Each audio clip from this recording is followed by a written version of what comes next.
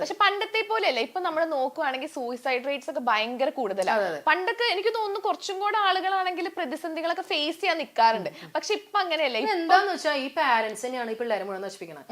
നമ്മൾ സാധനം ചെറിയൊരു എക്സാമ്പിൾ പറയാം, വലിയ വലിയ കാര്യങ്ങളൊന്നും വേണം. നമ്മൾ സൂപ്പർ മാർക്കറ്റിലൊക്കെ പോകുമ്പോൾ മക്കളെയും കൊണ്ട് പോകുന്ന പാരന്റ്സ് കുട്ടികൾ എന്തെങ്കിലും വില കൂടിയ ഒരു സാധനം ചോദിച്ചിട്ടുണ്ടെങ്കിൽ കുട്ടികളെ ഈ ഫ്ലോറിൽ കിടന്ന് ഉരുളണ കണ്ടിട്ടില്ലേ?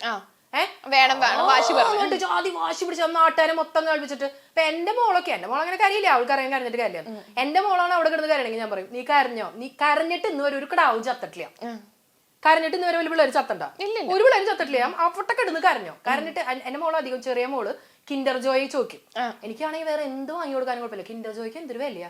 ആ കാശുണ്ടെങ്കിൽ ഞാൻ എന്തൊക്കെ വേറെ സാധനങ്ങൾ വാങ്ങും. ഞാൻ പറയും, നീ കിൻഡർ ജോയ് ചോദിച്ചിട്ട് എത്ര കരഞ്ഞാലും നീ അവിടെ കിടന്ന് കരഞ്ഞിട്ട് നീ ചത്താ ഞാൻ കുഴിച്ചിടാന്ന് പറയും.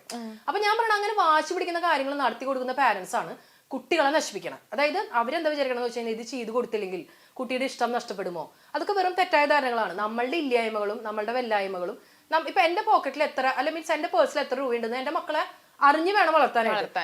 അമ്മയുടെ കയ്യിൽ ഇത്ര രൂപയുള്ളൂ കേട്ടോ മോളെ, ഇത് പറ്റില്ല അമ്മയ്ക്ക്, അമ്മയെ കൊണ്ട് ആവില്ല എന്ന് പറയണം. അതല്ലാതെ ഇല്ലാത്ത കാര്യങ്ങളും ഉണ്ടാക്കി കൊടുത്ത് വീട്ടിൽ വളരെ പാമ്പർ ചെയ്ത് വളർത്തും. ചിലപ്പോ പോകുന്ന സാഹചര്യത്തിൽ ഒന്നും നടത്തി കൊടുക്കാത്ത ഒരു ഭർത്താവിനെ അല്ലെങ്കിൽ ഭാര്യനെയോ ആയിരിക്കും അവർക്ക് കിട്ടുന്നത്. അപ്പൊ അവിടെ ചെല്ലുമ്പോ സുഖലോലുപതയിൽ ജീവിച്ചിട്ട് പട്ടുമെത്തയിൽ ജീവിച്ച ആൾക്ക് കല്ലുമുള്ളും സഹിക്കാൻ പറ്റണമെന്നില്ലല്ലോ.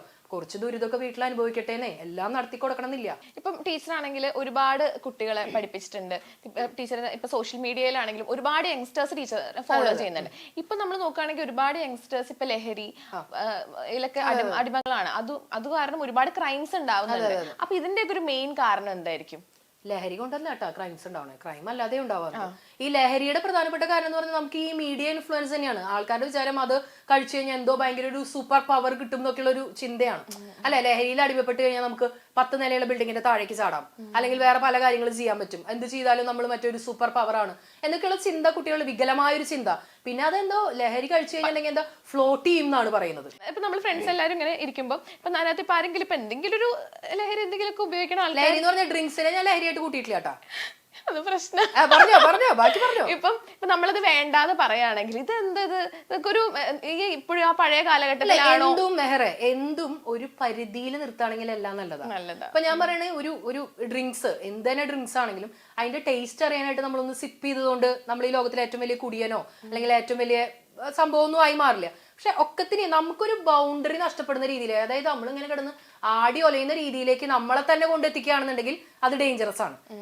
ലഹരി നമ്മളെ വിഴുങ്ങുന്ന അവസ്ഥയിലേക്കാണ് ഇപ്പൊ എത്തിക്കൊണ്ടിരിക്കുന്നത്. അതിന് പകരം ഇതൊക്കെ എല്ലാം എന്താണ് സംഭവം എന്ന് അറിയാനായിട്ട് നമ്മളതൊന്ന് മനസ്സിലാക്കി വെക്കുന്നതിൽ തെറ്റൊന്നുമില്ല. ഇപ്പൊ ഞാൻ പറയട്ടെ, നമ്മളൊരു ട്രിപ്പ് പോവാണ്. ട്രിപ്പ് പോകുന്ന സമയത്ത് നമ്മൾ ചിലപ്പോൾ ഒന്ന് ചില്ല് ചെയ്യാനായിട്ടോ ഒന്ന് വൈബ് ചെയ്യാനായിട്ടൊക്കെ ചിലപ്പോൾ കുറച്ച് എന്തെങ്കിലുമൊക്കെ, ഞാൻ പറയാം ഭയങ്കര വലിയ ഡ്രിങ്ക്സ് കഴിക്കണം എന്നല്ല, ചെറിയൊരു വൈബ് കിട്ടാനൊക്കെ ആയിട്ട് ചെയ്യുന്നതിൽ തെറ്റൊന്നുമില്ല. പക്ഷെ കുടിച്ച് ആർമാദിച്ച് ചാലിൽ കിടന്ന് പിന്നെ കുടുംബക്കാരെ വേറെ ആൾക്കാരൊക്കെ പൊക്കി കൊണ്ടുവന്ന് അങ്ങനൊരു അത് നമ്മളെ വിഴുങ്ങുന്ന അവസ്ഥയിലേക്ക് നമ്മളെ കൊണ്ടെത്തിക്കാതിരിക്കുക എന്നുള്ളതാണ്. അത് എന്തിനാണെങ്കിലും ലഹരി മാത്രമല്ല, ഒന്നിനും നമ്മൾ അടിമപ്പെടരുത് എന്ന് മാത്രം. അങ്ങനെയാണ് കേട്ടോ ഞാൻ വിശ്വസിക്കുന്നത്. പിന്നെ നമ്മൾ ഒരുപാട് കണ്ടുവരുന്നത് ഇതാണ്, ഇപ്പം ഏറ്റവും കൂടുതൽ കണ്ടുവരുന്നതാണ് ചീറ്റിംഗ് എന്ന് പറഞ്ഞൊരു കാര്യം. കാരണം പണ്ടൊക്കെ നമുക്കാണെങ്കിൽ ഓപ്പോസിറ്റ് നിൽക്കുന്ന ആൾക്കാണെങ്കിൽ ഹേർട്ട് ആവോന്ന് വിചാരിച്ച് നമ്മളൊരു പരിധി വരെ അതിന് പോയില്ല. പക്ഷെ ഇപ്പൊ അങ്ങനെ എന്താ പറയാ, ഒരു ഫീലിങ്സ് ഒന്നും ഇല്ല. മറ്റാൾക്ക് ഇപ്പൊ എന്തായാലും നമുക്കൊരു വിഷയമല്ല എന്നുള്ള രീതിക്ക്. അത് അധികം ഈ റിലേഷൻഷിപ്പിനെ ബേസ് ചെയ്തിട്ടാണെങ്കിൽ ചീറ്റിങ്ങിനെ എല്ലാവരും എപ്പോഴും വിചാരിക്കുക ഫ്ലേർട്ടിങ് ആണെന്നാണ്. അതായത് ഇപ്പൊ മെഹറും ഒരാളും തമ്മിൽ പ്രണയത്തിലാണ്. അപ്പൊ മെഹർ അറിയാതെ അയാൾ വേറൊരു പെണ്ണുമായിട്ട് ഫ്ലേർട്ട് ചെയ്യുന്നതിനെയാണ് ചീറ്റിംഗ് നമ്മൾ വിചാരിക്കുന്നത്. സത്യത്തിൽ ചീറ്റിംഗ് എന്ന് പറയുന്നതിന് വെറും ഫ്ലേർട്ടിംഗ് ആയി മാത്രം നമ്മൾ ചുരുക്കി കാണരുത്. കാരണം എന്താ വെച്ചാൽ ഇപ്പൊ എനിക്കൊരാളെ ഇഷ്ടമല്ല, അതിപ്പോ നിങ്ങൾ തമ്മിൽ ഫ്രണ്ട്സ് ആയിരിക്കാം അല്ലെങ്കിൽ വേറെ എന്തോ ആയിരിക്കാം, എനിക്ക് ഒരാളോട് ഭയങ്കരമായ ശത്രുതയുണ്ട്. അപ്പൊ എന്റെ പാർട്ട്ണർ അയാളുമായിട്ട് ഒരു ഫ്രണ്ട്ഷിപ്പ് കീപ്പ് ചെയ്യുന്നത് പോലും ഒരു പക്ഷെ എനിക്ക് ഇഷ്ടമല്ല. എല്ലാ മനുഷ്യരും സെൽഫിഷ് തന്നെയാണല്ലോ. നമുക്കിപ്പോ നമ്മളെന്തായാലും മദർ തെരേസയോ അങ്ങനെ സംഭവങ്ങളൊന്നും നമ്മുടെ ഉള്ളിലുണ്ട് വികാരങ്ങളും വിചാരങ്ങളും ഒക്കെ. അപ്പൊ നമ്മൾ ഇമോഷണലി നമ്മൾ എന്താ പറയാ, എനിക്ക് ഇന്ന ആളുമായിട്ട് നീ ഒരു സൗഹൃദം കീപ്പ് ചെയ്യുന്നത് ഇഷ്ടമല്ല കേട്ടാ, അവൾ എന്നോട് ഇങ്ങനെ ചെയ്തിട്ടുണ്ട് അല്ലെങ്കിൽ അവൻ എന്നോട് ഇങ്ങനെ ചെയ്തിട്ടുണ്ട് എന്ന് പറയുമ്പോൾ നമ്മുടെ അടുത്ത് ഓക്കെ എന്ന് പറഞ്ഞിട്ട് നമ്മളറിയാതെ, അതായത് നമ്മുടെ ബാക്കില് അവര് തമ്മിലൊരു സൗഹൃദം കൊണ്ട് നടക്കുന്നത് പോലും ചീറ്റിംഗ് ആണ്. അതായത് ചീറ്റിംഗ് എന്ന് പറഞ്ഞിട്ടുണ്ടെങ്കിൽ ട്രാൻസ്പാരൻസി ഇല്ലായ്മ എന്ന് മാത്രമാണ് അർത്ഥം. നമ്മൾ അറിയാതെ അവരെന്ത് ചെയ്താലും, അത് റിലേഷൻഷിപ്പ് ആയിരിക്കാം ഫ്രണ്ട്ഷിപ്പ് ആയിരിക്കാം എന്ത് വേണമെങ്കിൽ ആയിരിക്കാം, നമ്മളറിയാതെ നമുക്ക് ഇഷ്ടമില്ലാത്തൊരു കാര്യം അവർ ചെയ്യുന്നു, അത് അവർ കണ്ടിന്യൂ ചെയ്തുകൊണ്ടേയിരിക്കുന്നു. അത് പിന്നീട് ഒരു ദിവസം നമ്മൾ പിടിക്കുമ്പോണ്ടാവുന്ന ഒരു വിഷമം എത്രമാത്രമായിരിക്കും. എപ്പോഴും നമ്മളെ ഏറ്റവും അധികം വേദനിപ്പിക്കുന്നത് നമ്മളുടെ സുഹൃത്തുക്കൾ നമ്മുടെ നമ്മുടെ ഒപ്പം നിൽക്കുന്ന സുഹൃത്തുക്കൾ ചെയ്യുമ്പോൾ നമുക്ക് ഏറ്റവും അധികം വേദന ഉണ്ടാവും അല്ലെ. ശത്രുവിന്റെ നീക്കം നമുക്ക് ഈസി ആയിട്ട് അറിയാൻ പറ്റും. പക്ഷെ നമ്മുടെ സുഹൃത്ത് നമ്മുടെ ശത്രുവിന്റെ കൂടെ നിന്നിട്ടാണ് ഇമാതിരി കളികളൊക്കെ കളിക്കണമെന്ന് അറിയുമ്പോണ്ടല്ലോ നെഞ്ച് പൊളിഞ്ഞു പോകുന്ന ഒരു വേദനയായിരിക്കും. ടീച്ചർ ഇപ്പൊ നമ്മൾ നോക്കുകയാണെങ്കിൽ ആരും ഒരു റിലേഷൻഷിപ്പിൽ സാറ്റിസ്ഫൈഡ് അല്ല. എന്നുവെച്ചാൽ ഇപ്പം ഒരുപാട് പേരെ കണ്ടിട്ടുണ്ട്. കാരണം പണ്ട് എന്നൊക്കെ പറയുമ്പോൾ വീട്ടിൽ സമ്മതിക്കില്ല എന്നൊക്കെ പറഞ്ഞിട്ടാണ് പൊതുവെ ഒരു ബ്രേക്കപ്പ് ഒക്കെ ഉണ്ടാവുക. പക്ഷെ അങ്ങനെയല്ല, ഇപ്പൊ ഡയറക്റ്റ് തന്നെ പറയാ എനിക്ക് നീ ഓക്കെ അല്ല. അതല്ല ഇപ്പൊ പറയുകയാണെങ്കിൽ ചോദിക്കുമ്പോ അവനക്കാണെങ്കിൽ ഉള്ള സമയത്ത് തന്നെ വേറെയും ഉണ്ടായിരുന്നു. അങ്ങനെയൊക്കെ പറഞ്ഞിട്ട് ഒരുപാട് ബ്രേക്കപ്പ് സ്റ്റോറീസ് ഇപ്പൊ കേൾക്കുന്നുണ്ട്. അതെന്തുകൊണ്ടാണ് ഒരാളിൽ മാത്രം ഒതുങ്ങാണ്ട് വേറൊരു മറ്റൊരു റിലേഷൻഷിപ്പിനൊക്കെ ഇപ്പൊ ആളുകൾ ഒട്ടും വാല്യൂ കൊടുക്കുന്നില്ല എന്നുള്ളതാണ്. അതായത് അധികം ആളുകൾക്ക് ഇത് എന്താ പറയാ കല്യാണം വരെയുള്ള ഒരു ടൈം പാസ് അല്ലെ. ശരിക്കും നമ്മൾ തമ്മിലേ ഒരു രണ്ടാളുകൾ തമ്മിൽ പ്രണയത്തിലാണെങ്കിൽ അവരുടെ തന്നെ ഒരു ചാറ്റ് ഹിസ്റ്ററി എടുത്ത് നോക്കി കഴിഞ്ഞാൽ ബ്രേക്കപ്പ് ഒക്കെ ആയി കഴിയുമ്പോഴാണ് നമ്മൾ പഴയ ചാറ്റുകൾ സ്ക്രോൾ ചെയ്ത് നോക്കാം അല്ലെ. അപ്പൊ നോക്കി കഴിയുമ്പോൾ നമുക്കറിയാം മിക്കവാറും നമ്മൾ ചോദിച്ചതിനുള്ള മറുപടി മാത്രമായിരിക്കും ആ തേച്ച ആൾ ഇട്ടിട്ടുണ്ടായിരിക്കും. എപ്പോഴും ബ്രേക്കപ്പ് ആകുമ്പോഴാണ് നമ്മൾ പഴയ ചാറ്റ് എടുത്ത് നോക്കാം. ജസ്റ്റ് ഒന്ന് സ്ക്രോൾ ചെയ്ത് നോക്കി കഴിഞ്ഞാൽ അവരുടെ ഭാഗത്തുനിന്ന് റിപ്ലൈകൾ മാത്രമേ വന്നിട്ടുണ്ടാവുള്ളൂ. അല്ലാതെ അവരെ എഫേർട്ട് എടുത്തിട്ട് നീ കഴിച്ചോ, നീ കുളിച്ചോ, നീ ഓക്കെ ആണോ എന്നുള്ള ചോദ്യങ്ങളൊക്കെ വളരെ റയർ ആയിരിക്കും അവരുടെ ഭാഗത്തുനിന്ന്. അതാണ് ഞാൻ എപ്പോഴും എല്ലാ ഇന്റർവ്യൂസിനും പറയുന്നതാണ്, റിലേഷൻഷിപ്പില് പ്രണയത്തില് ഒരാൾക്ക് മാത്രമേ യഥാർത്ഥ പ്രണയമുള്ളൂ, മറ്റേ പ്രണയം അഭിനയിക്കുന്ന ആള് മാത്രമാണെന്ന് പറഞ്ഞതിന് അതിന്റെ താഴെ കുറെ ആളുകൾ കമന്റ് ഇട്ട് അങ്ങോട്ട് മെഴുകിയിട്ടുണ്ടായിരുന്നു. സത്യമാണത്.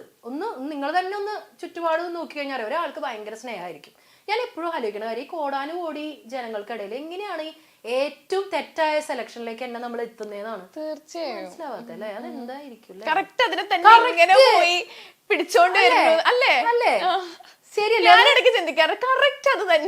അതെന്താണെന്നറിയോ, നമ്മുടെ തന്നെ ഒരു പഴയ ഒരു പാറ്റേൺ എടുത്ത് നോക്കി കഴിഞ്ഞാൽ ഭയങ്കര എളുപ്പമാണെന്ന് പറയണത്. അതായത് നമ്മുടെ തന്നെ ഒരു പാസ്റ്റ് ഇപ്പൊ എനിക്കൊരു 2-3 റിലേഷൻഷിപ്പ് ഉണ്ടായിരുന്നു എന്ന് വിചാരിക്കും. അപ്പൊ എന്റെ ഒരു പഴയ റിലേഷൻഷിപ്പിൽ ഞാൻ എന്തൊക്കെയാണ് ചെയ്തിട്ടുള്ളത് ആ പാറ്റേൺ തന്നെയാണ് നമ്മൾ റിപ്പീറ്റ് ചെയ്തുകൊണ്ടിരിക്കുന്നത്. അപ്പൊ നമ്മുടെ ഭാഗത്താണോ കുഴപ്പം? അല്ല, നമ്മൾ റെഗുലർ ആയിട്ട് പോയിക്കൊണ്ടിരിക്കുന്ന ഒരു പാറ്റേൺ ഉണ്ട്. ആ പാറ്റേണിൽ പറ്റിയ ആളുകളിലേക്ക് മാത്രമേ നമ്മൾ അട്രാക്റ്റഡ് ആവുള്ളൂ. അതങ്ങനെയാണ്, ആ അട്രാക്ഷൻ തിയറി അങ്ങനെയാണ്. അതായത് നമുക്ക് എപ്പോഴും അങ്ങനത്തെ ആളുകളെ അട്രാക്റ്റഡ് ആവാനാണ് നമ്മുടെ വിധി, അങ്ങനെ വരൂ. പിന്നെ ഇപ്പൊ ഒരുപാട് റെഡ് ഫ്ലാഗ്സ് ആണ് കൂടുതൽ എന്ന് പറഞ്ഞ് കേൾക്കാറുണ്ട്. അതിനെ പറ്റി ടീച്ചർക്ക് എന്താ തോന്നുന്നത്? ഈ റെഡ് ഫ്ലാഗ്, ഗ്രീൻ ഫ്ലാഗ് എന്നൊക്കെ നമ്മളിപ്പോ അതിന് പേരിട്ട് വിളിക്കണതല്ലേ. പണ്ടുകൊണ്ട് ഈ സാധനങ്ങളൊക്കെ മ്യൂച്വൽ റെസ്പെക്ട് ഇല്ലാത്ത ഒരു ബന്ധവും മുന്നോട്ട് പോയില്ല. കാരണം എന്താ വെച്ച് കഴിഞ്ഞാൽ നമുക്ക് സ്നേഹം, പ്രേമം സംഭവങ്ങളൊക്കെ നമുക്ക് പിന്നെ ഡെവലപ്പ് ചെയ്തെടുക്കാം.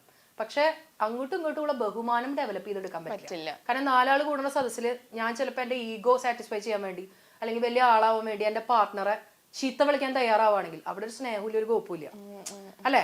സ്നേഹമുള്ള ഒരാള് നമ്മളുടെ പാർട്ട്ണർ അവിടെ അപമാനിതയാവാൻ നമ്മൾ ഒരിക്കലും സമ്മതിക്കില്ല. അതാണ് നമ്മളുടെ അവരുടെ റെസ്പെക്ട് എന്നും ഉയർന്നു നിൽക്കണം എന്നാണ് നമ്മൾ ആഗ്രഹിക്കുക. അതല്ലാതെ എന്റെ ഈഗോ സാറ്റിസ്ഫൈ ചെയ്യാൻ വേണ്ടിയിട്ട് അവളെ കുറച്ചൊന്ന് താഴ്ത്തി പറയാൻ അവളെയോ അവനെയോ താഴ്ത്തി പറയാൻ തയ്യാറാവണമെങ്കിൽ അവിടെ സ്നേഹമൊന്നുമില്ല, വെറും പ്രകടനവും പ്രഹസനവും മാത്രമാണ്. അപ്പൊ മ്യൂച്വൽ റെസ്പെക്ട് ഇല്ലാത്ത ഒരു ബന്ധവും ഇന്ന് വരെ കണ്ടിന്യൂസ് ആയിട്ട് നിലനിന്ന് പോയിട്ടില്ല. ഞാൻ എപ്പോഴും അങ്ങനെ ആലോചിക്കുമ്പോൾ ഒരു ഏറ്റവും നല്ലൊരു കപ്പിളിനെ, ഫിലിം ഫീൽഡിലുള്ള ഒരു കപ്പിളിനെ പെട്ടെന്ന് ഓർമ്മ വരുന്നു പറയും ജ്യോതിക സൂര്യ, അതുപോലെ തന്നെ ജനീലിയ, ഹൃദേശ് ദേശ്മുഖ്. പറയാൻ പറ്റില്ല, പക്ഷെ ഞാൻ ഭയങ്കര അഡ്മയർ ചെയ്യുന്നൊരു കപ്പിളാണ്. കാരണം എനിക്ക് ഭയങ്കര ഇഷ്ടമാണ്. അവര് ഒരു വട്ടം എവിടെ ഒരു ഇന്റർവ്യൂല് എന്താ പറയുക, ഞങ്ങൾ ഒരു വട്ടം പോലും ഒരു വാക്ക് തർക്കം, ഒരു ആർഗ്യുമെന്റ് ഒന്നും തെറ്റ് വാക്ക് തർക്കം ആർഗ്യുമെന്റ് ഇല്ലാത്ത ഒരു നല്ല റിലേഷൻ ഇവിടുന്ന് ഞാൻ ആർഗ്യുമെന്റ് ഇല്ലാത്ത റിലേഷൻഷിപ്പാണ് ഞാൻ പറയണേ. മുട്ടനടികൾ ഉണ്ടാവണം. ഞാനത് എവിടെയെങ്കിലും ഡോക്ടർക്ക് എന്തായാലും കാണിച്ചു തരും. മുട്ടനടികൾ ഉണ്ടാവണം. അത് അവര് പറഞ്ഞല്ലേ. നമ്മൾ തമ്മിൽ തല്ലുകൂടുന്നില്ല എന്ന് പറഞ്ഞാൽ അതിന്റെ അർത്ഥം എന്താണെന്നറിയോ? നമ്മൾ ഒന്നില്ലെങ്കിൽ മറ്റാളെ പേടിക്കുന്നുണ്ടെന്നാണ് അർത്ഥം. അതായത് തല്ലുകൂടാൻ പോലും പറ്റാത്ത രീതിയിൽ നമ്മൾ അയാളെ ഭയങ്കരമായി പേടിക്കുന്നു. അതായത് ഈ റിലേഷൻഷിപ്പിൽ നിലനിന്ന് പോകാനായിട്ട് ഞാൻ അയാളെ പേടിച്ചിട്ട് എനിക്ക് ഇഷ്ടപ്പെടാത്തൊരു കാര്യങ്ങൾ പോലും പറയാതെ ഞാൻ സ്വയം സഫർ ചെയ്യുന്നിടത്താണ് തല്ലുകൂട്ടില്ലാണ്ടിരിക്കുക. ചിലപ്പോൾ ഇപ്പൊ ഇവിടെ മെഹർ വന്നിരുന്ന ചില ഡയലോഗുകൾ എനിക്ക് ഇഷ്ടപ്പെട്ടില്ല എന്ന് ചോദിക്കും. അപ്പൊ ഞാൻ മെഹറിന്റെ അടുത്ത് അത് പറയാൻ ഭയക്കുന്നത് എന്തുകൊണ്ടാണ്? ഇനിയിപ്പോ അത് പറഞ്ഞു കഴിഞ്ഞാൽ മെഹറിന് വിഷമാവോ, അതല്ലെങ്കിൽ ഞാനും മെഹറും തമ്മിലുള്ള ഫ്രണ്ട്ഷിപ്പ് കട്ടാവോ എന്ന് ആലോചിക്കുമ്പോൾ പറയുന്നില്ല. അപ്പൊ അവിടെ പ്രശ്നങ്ങൾ ഉണ്ടാവുന്നില്ല. അപ്പോൾ ഏറ്റവും നല്ല റിലേഷൻഷിപ്പ് പ്രശ്നങ്ങളില്ലാത്ത റിലേഷൻഷിപ്പ് അല്ല, മുട്ടനടികൾ ഉണ്ടായിട്ട് ആ അടികളിൽ നിന്ന് തിരിച്ചു വരുന്നവരാണ്. അതായത് നമ്മൾ തല്ലുകൂടുന്നത് എപ്പോഴും അത് സോൾവ് ചെയ്യാൻ വേണ്ടിയിട്ടായിരിക്കണം.